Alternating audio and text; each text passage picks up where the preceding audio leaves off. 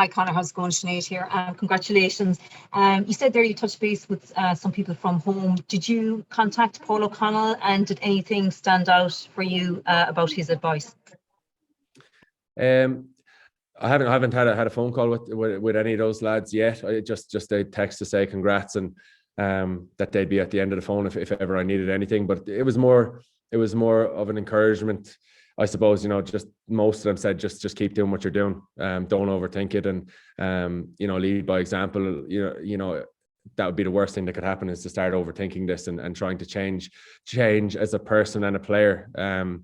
Would be probably dangerous to yourself. So they were just really encouraging words, and obviously said, if there's anything that crops up that you want to run by them, they're at the end of the phone. And I think you probably will be speaking to them over the next few weeks, just if something comes into your head, just to run it by someone with that experience and get a sound word of advice.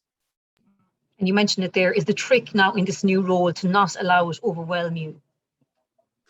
Yeah, I think so. Yeah, absolutely. And it's definitely taken a few days to kind of process it and let it sink in. And now that it's pretty much sunk in, I'm really excited by it, because you've been around the lads now over 2 weeks, and there's a really good vibe in camp. You feel comfortable with the boys around you. There's great leaders already in the squad. So if it was different, if it was a quiet group or whatever, you'd feel a little bit more pressure, but I really don't. I'm really excited by this challenge. I think it's a massive honor to be able to do this, and I want to make the most of it. You got to be excited by these things, and I certainly am. And just finally, have your teammates treated you any differently since you got the news? Yeah, unfortunately, just they don't call me by my name anymore. It skips for the moment, so I'm trying to get rid of that one. But no, they've been brilliant. That's another thing that put me at ease. Obviously, on Saturday night with Al and Tips losing out through injury. Once Warren said that I'd be taking over as captain, everyone came up and said congrats, and you could feel that they meant it. So it's great to have that kind of support of your fellow players. I think that's probably the most important thing, is they're supporting you, and everyone is digging in now. It's getting serious, so everyone's working really hard. And again, I go back to saying there's a really good vibe in camp.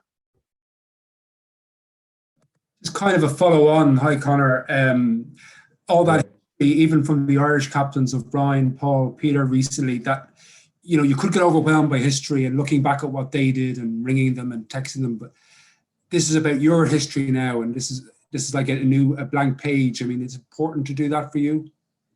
Yeah, I've thought about that. Yeah, it really is. I think those boys are there, and they have their style, and I've utmost respect for all of them. But it goes back to not changing what you do or who you are. I think that's really important. You remain true to yourself, and I sound like a broken record, but Warren chose me because of what he's seen out of me in the last 2 tours, and obviously how I play the game. So that's got to be, top of my list, is that I don't try and change. You know what I mean? That's when it gets dangerous, and that's where you probably start to get a little bit distracted if you do try and change. So yeah, it's again, like you said, it's a clean sheet, and it's the way I do it now. But again, those lads are there at the end of the phone if anything crops up or I'm thinking about something. But no, like you said, yeah, it's a clean sheet for me. Just apologies for being green tinted, but the last few Irish captains didn't have the ultimate success. It's been a while since there has been one. So you'll be defined by the result of this series. So talk about that, just in terms of maintaining the process and trying not to worry and hoping that you will be a victorious captain. Yeah, that's the thing, not trying to be distracted by that. I'm thinking about training this afternoon, and what we got to get right for the weekend. I'm really not thinking about, I suppose when you're back in your room and you have a quiet moment, you might drift off and think of what it would be like to win a series, and that's the goal. That's the squad goal. Players are preparing, to go to battle and try and do that. But we're all experienced enough and professional enough to know, it's about the next step and the next day and the next session, and who you're trying to play at the weekend, and what you're trying to achieve. We're trying to get better.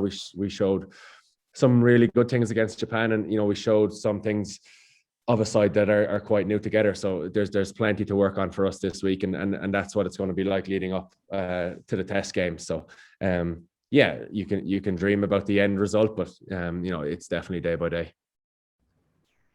Hey Conor, Nick Simon here from the Mail. Did you stand up in front of the squad on the plane or at the airport or anything like that and deliver a kind of start of tour speech, rallying cry kind of thing? And what messages will you be giving to the squad as an overarching message? Robbie McBride before was speaking about a siege mentality based on the sacrifices everyone's made to come into a kind of lockdown South Africa.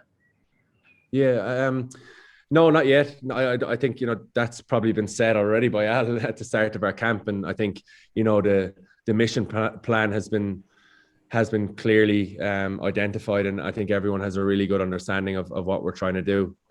Yeah, I agree with Robin in terms of the sacrifices that we've all made to get here, and leaving loved ones at home. Again, very lucky to be able to do this still. It's a strange one to describe, but no, I think the mission is really, really clear in players' heads, and I think when you pick your times to speak, again, going back to what I said, you've thought about it and you make sure that it's a point you really want to get across. But again, loads of experience in the squad. I think all the players know what we're trying to do here, how we're trying to play. People are really busy working in their mini groups. There's an awful lot going on, so you got to just be really careful about when you pick your times to speak or deliver a message like that. But like I said, a lot of that has been said at the start. When we met up in the Lensbury Hotel in London a good few weeks back, we spoke about it there, and we spoke about it in Jersey, and now it's kind of about getting down to work and working really hard with each other and for each other. Thanks. Thank you, everyone.